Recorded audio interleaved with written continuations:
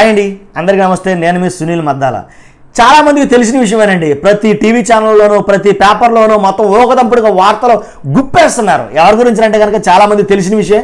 మళ్ళీ ఏంటంటే మనదైన శైలిలో కొంతమందికి అర్థం కాని ఉంటారు కదా, వాళ్ళ కోసం చెప్దామని వీడియో చేస్తాను. అర్థమైన వాళ్ళు ఉంటే కనుక అవసరం లేదు. అంటే విషయం ఏంటంటే కనుక కవితక్క చాలా మంది తెలుసు ఏంటి, ఆవిడకి ప్రత్యేకించి పరిచయం అవసరంలా. ఏంటంటే కనుక కేసీఆర్ గారి కుమార్తె, కేటీఆర్ గారి అక్క కాబట్టి కవితక్క గురించి చాలా మందికి తెలియని అంశాలు అంటూ ఏమీ లేదు. మ్యాక్సిమం అందరికీ తెలుసు. ఏంటంటే ఇంజనీరింగ్ చదివింది, సాఫ్ట్వేర్గా చేసింది. కానీ ఒకే ఒక్కసారి ఏదైతే బతుకమ్మ అనే దాని మీద ఫ్రేము రెండు వచ్చేసినాయి ఆవిడకి. తర్వాత ఎంపీగా పోటీ చేయడం, గెలవడం అన్నీ మామూలే జరిగిపోయినాయి అలాగా. ఏంటంటే ఎందుకంటే కేసీఆర్ గారి కుమార్తె కాబట్టి. తర్వాత తన మేధావితనం, ఇక్కడ మాట చెప్పుకోవాలంటే తను మెచ్చుకోవాలి. వాళ్ళిద్దరి మీద కూడా మేధావే. అలా అంటే మీరు ఏమంటారంటే అందుకేనేమో జైల్లో ఉందంటారేమో. అలానే కాదు, వాస్తవం కూడా మేధావే.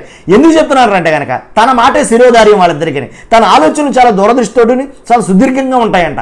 వాస్తవం. ఒకనొక సందర్భంలో కేటీఆర్ కూడా ఒప్పుకున్నాడు ఈ విషయాన్ని.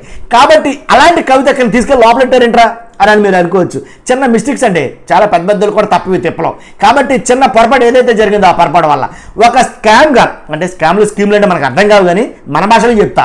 ఏంటి, ఒక ఢిల్లీలో ఏదైతే అంతగా ముందు మద్యం అమ్ముతున్నారో, మద్యం ఎందుకంటే మందు అమ్ముతున్నారో, ఆ మందు అమ్మేదానికి ఏంటి అప్పటి వరకు జరిగింది ఒక ఎత్తు అయితే కనుక కవితకి ఎంటర్ అయిన తర్వాత జరిగింది ఇంకో ఎత్తు. ఏంటంటే కనుక కొత్త మద్యం పాలసీని అయితే కనుక తీసుకొచ్చారు. ఆ మద్యం పాలసీ ఎలా ఉందంటే కనుక ఏంటి, ఎవడు ఎన్ని తెల్లవారులు అమ్ముకోవచ్చండి, దాంట్లో డౌట్ లేదు, తెల్లవారులు.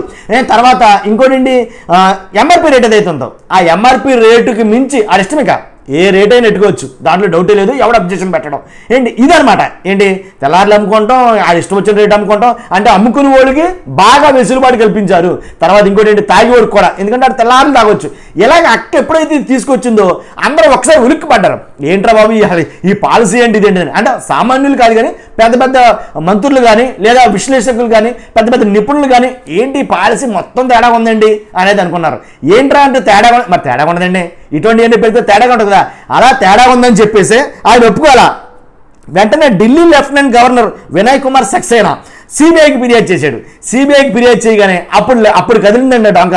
తర్వాత వెంటనే ఇంకొక మినిస్టర్ ఏం చెప్పాడంటే కనుక కేసీఆర్ కుమార్తె అని అయితే కనుక ఆయన వచ్చి రాని భాషలో హిందీలో చెప్పాడు. ఆయన చెప్పి ఎప్పుడైతే కేసీఆర్ కుమార్తె పేరు మెన్షన్ చేశాడో మొత్తం దేశమంతా తెలిసింది ఆ దెబ్బతోటి. కాబట్టి వెంటనే అక్క కంగారు పడి ఇదేంటిది తేడా వచ్చేసి మన మీదకి వచ్చేసేలా ఉందని లెక్కేసి తెలుగుగా అక్క ఏం చేసిందంటే కనుక వాళ్ళిద్దరి మీద కూడా పరువు నష్టం దావేసింది. ఏంటో నన్ను అంటారు అన్నట్టుగా. కాబట్టి పరువు నష్టం దావేసేటికి మొత్తం మ్యాక్సిమం స్ప్రెడ్ అయిందండి అప్పుడు ఈ న్యూస్. అయితే పరువు నష్టం దావా కేసు పక్కన పెడితే కనుక అక్క తీగలాగితే డొంకలినట్టు మొత్తం కలుతూ మొదలెట్టింది. ఏంటంటే ఒక్కొక్కరు దాంట్లో ఉన్న వాళ్ళని అరెస్ట్ చేసుకుంటూ పోతాం మొదలెట్టింది సిబిఐ సిఐడి మొత్తం వీళ్ళందరూ కూడా అదే ఈడీ. కాబట్టి అరెస్టులు జరుగుతూ మొదలెట్టిన తర్వాత ఏంటి రాగా అక్కడాకి వచ్చేసింది. అక్కడాకి వచ్చిన తర్వాత అబ్బాయి నన్ను అక్కడికక్కడో తీసుకెళ్ళి నన్ను ఇంట్రాక్షన్ చేయడం అంటే కుదరదు, నేను అలా రాను, కుదరదు సాగదనేసరికి సర్లే అమ్మా మీరు ఎక్కడికి రాపోయిన మేము అసలు మీ ఇంటికి వస్తామన్నారు. రావడం విడిచిపెట్టలా. అది ఇంటికి వచ్చి ఇంట్రాగేషన్ చేశారు. ఇంట్రాగేషన్ చేసిన తర్వాత మొత్తానికి ఎరగైతే చాలా మంది తెలిసిపోయింది. సర్లే అమ్మ నీ ఫోన్లో ఏమని అడిగారు. ఫోన్లో 1 కాదు 2 కాదు ఎక్కగా 12 ఫోన్లో ఎన్నో ఆడింది అప్పుడులో. అడిగి వాడతాం, ఫోన్ పక్కన పెట్టేయడం, వాడటం, ఫోన్ పక్కన పెట్టేయడం. చాలా మంది ఫోన్లు మాయం చేసింది అనుకున్నడికి అక్క ఒకసారి కవర్ ఎత్తేలా చూపించింది. మొత్తం దాని నిండా ఫోన్లే. అడిగి అప్పుడు అర్థమైంది, ఫోన్లు జాగ్రత్తగా ఉన్నాయి. ఆ ఫోన్లు తీసుకున్న తర్వాత మొత్తం మ్యాక్సిమం డేటా లాగేశారు మన వాళ్ళు. లాగేసరికి ఇంకా అక్క ఉక్కు బిక్కిరి అయిపోవడం మొదలెట్టింది. తమ్ముడికి తెలిసి ఉంటుంది, నాన్నకి తెలిసి ఉంటుంది, అక్క బయట రావడం కష్టమేక అని మొత్తానికి ఎలాగైతేనండి మంచి లాయర్లు పెట్టారండి. పెట్టినా ఏంటంటే కనుక బలమైన ఆరోపణలు ఆధారాలు ఉన్నాయి కాబట్టి వెంటనే అరెస్ట్ చేయమనేది అరెస్ట్ వారెంట్ ఇచ్చింది. చాలా ఎక్కువ వచ్చినట్టున్నాను. కాబట్టి ఆ అరెస్ట్ ఎప్పుడైతే చేయమన్నారో ఐదుకి అరెస్ట్ చేయడానికి 2-3 సార్లు తీసుకెళ్ళడం రావడం. ఐదుకి ఒకసారి అయితే కనుక మొత్తం క్లియర్ అయిపోయింది, ఇంకేం లేదు, మనం గెలిచేసామని అక్క విజయించామని చూపించింది. చూపించడానికి నాలంటే చాలా మంది ధైర్యం వచ్చింది. ఏంటి అక్క ఇంకా స్టాండర్డ్ అయిపోయినట్టే, ధైర్యంగా ఉంది, ఇంకా మనం ఏం డౌట్ పడవసరం లేదు అని అనుకున్నారు నాలంటే చాలా మంది. తీరా మళ్ళీ వచ్చారు, వదిలిపెట్టరు కదా వీళ్ళు. మళ్ళీ వచ్చేసరికి మళ్ళీ గుబులు మొదలైంది చాలా మందికి. వచ్చిన తర్వాత ఏం జరిగిందంటే మళ్ళీ ఆరోపణలు. ఇంచుమించుగా అక్క ₹1-2 కాదు చేసింది అక్కడ. ఇంచుమించుగా తనకి అంటే ఒక 60% వాటా కోసం ఇంచుమించుగా ₹100 కోట్ల దాకా ముడుపులు ఇచ్చిందంటే ₹1-2 కాదు. అయితే దీని ద్వారా ఏం చేద్దామని అనుకోండి ఏంటి ఇంచుమించుగా తర్వాత ఈ పాలసీలు ఇంకో దారుణమైంది ఉందండి. ఏంటంటే లైసెన్స్ ఫీజులన్నీ రద్దు చేశారు. ఏంటి దానివల్ల అక్కడ గవర్నమెంట్కి వచ్చిన లాస్ ఎంత అంటే ₹144 కోట్ల లైసెన్స్ ఫీజును రద్దు చేశారు. ఎప్పుడు మనోజ్ సిసోడియా ఉప ముఖ్యమంత్రిగా ఎక్సైజ్ మినిస్టర్గా ఉన్నప్పుడు ఆయన రద్దు చేసిన డబ్బు అనమాట ఇది. కాబట్టి ఇది ఎప్పుడైతే రద్దు చేశారో ఒక్కసారి అందరికీ తెలిసింది. అప్పటికే 30 కోట్లు చెల్లించిన లైసెన్స్ ఫీజులు చెల్లించిన వాళ్ళకి మళ్ళీ వెనక్కి ఇచ్చేశారు. కాబట్టి దీంతో 174 కోట్ల రూపాయలు నష్టం వచ్చింది. ఫ్రీగా లైసెన్సులు ఇచ్చింది మీ ఇష్టమరా బాబు, అమ్ముకున్న వాళ్ళకి అమ్ముకున్నంత, తాగిన వాళ్ళకి తాగినంత అనే టైపు తయారు చేశారు. వీళ్ళ ప్లాన్ ఏంటంటే నాట్ ఓన్లీ ఢిల్లీలో కాదండి, మొత్తం ఎంటైర్ ఇండియా అంతా కూడా తమ పాలసీనే అమలు కావాలి, ఎంటైర్ ఇండియా అంతా కూడా వాళ్ళ మధ్య అమ్మాలి అనేది ప్లాన్ అంట. మామూలు ప్లాన్ కాదండి. అక్కడే తర్వాత 5 ఎప్పుడైతే ఫ్రీగా లైసెన్సులు ఇచ్చేసిందో అప్పుడు ఆమ్ ఆద్మీ పార్టీ మీద ఒక భయంకరమైనటువంటి విమర్శ అయితే ఏర్పడటం మొదలైందనమాట. అప్పుడు వెంటనే ఏమనుకున్నాడంటే కేజ్రీవాల్ ఆల్రెడీ జైల్లో ఉన్నాడు. ఆయన అయ్యో మన కొంప మునిగిపోయినా ఉంది, ఇలా అయితే ఇలా కాదని చెప్పేసి వెంటనే ఏదైతే అక్కపాపం కష్టపడి తయారు చేసిందో పాలసీని, ఆ పాలసీని మొత్తం రద్దు చేసేసాడు ఇక వెంటనే. ఎందుకని లేకపోతే ఇక్కడ కొమ్ములు పెట్టేట ఉంది, మొత్తం అందరూ తీసుకుని లోపలేడతారని డౌట్ వచ్చింది. అప్పటికే వెంటనే రద్దు చేసేసారు.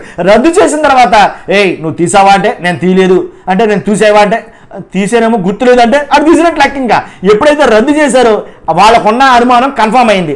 రద్దు చేశారంటే కన్ఫామ్ 100% అనేది కనుక అర్థమైందనమాట. ఇలాగా 26/2/2023 ఎక్సైజ్ మినిస్టర్ మనోజ్ సిసోడియాను గవర్నమెంట్ అరెస్ట్ చేసింది. ఇక్కడ స్టార్ట్ అయిందండి అరెస్టుల పర్వం. అక్క కూడా అక్కడే స్టార్ట్ అయినట్టు లెక్క. ఏదైతే తర్వాత ఇండో స్పిరిట్ అలాగే కొన్ని కంపెనీలు అయితే ఉన్నాయండి. Aam Aadmi party communication head Vijay Nair Indo spirit అనే మద్యం కంపెనీ ఓనర్. ఈ ఇండో స్పిరిట్లోనే 65% అక్కకి వాటాలంటాం, అంటే డైరెక్ట్గా లేవు. అక్కకి ఫ్రెండ్ ఒక ఆయన ఉన్నాడు, ఆయనతో వ్యాపారం చేస్తే నాతో వ్యాపారం చేసినట్టు అని పబ్లిక్గా చెప్పిందంట. కాబట్టి అవన్నీ రికార్డ్ చేశారు వాళ్ళు. పోసుకొచ్చినట్టు ప్రతిదీ కూడా అక్షరాలు మొత్తం చెప్పేశారు వాళ్ళు అరెస్ట్ చేసేసరికి. మరి కొడతారేనో ఏం జరిగింది మొత్తానికి. కాబట్టి సౌత్ గ్రూప్లో 9 జోన్లు ఉంటాయి కనుక 9 జోన్లకి లైసెన్సులు ఇచ్చినందుకు గాను ఆమ్ ఆద్మీ పార్టీకి ప్రతినిధి ఎవరైతే ఉన్నారో, ఆమ్ ఆద్మీ పార్టీ ప్రతినిధి ఎవరైతే విజయ్ నాయర్ ఉన్నారో ఆయనకు 100 కోట్ల రూపాయలు లంచంగా ఇచ్చిందంట అని ఈడీ ఆరోపణ. ఆ డబ్బుల్లో నుంచే 70 లక్షల రూపాయలు గోవాలో ఎలక్షన్ టైంలో ఈ కేజ్రీవాల్ ఖర్చు పెట్టాడని అనుకుంటుంటారు. ఈడీలో అదే మాటలు పొందుపరిచింది, మనం చెప్పడం కాదు.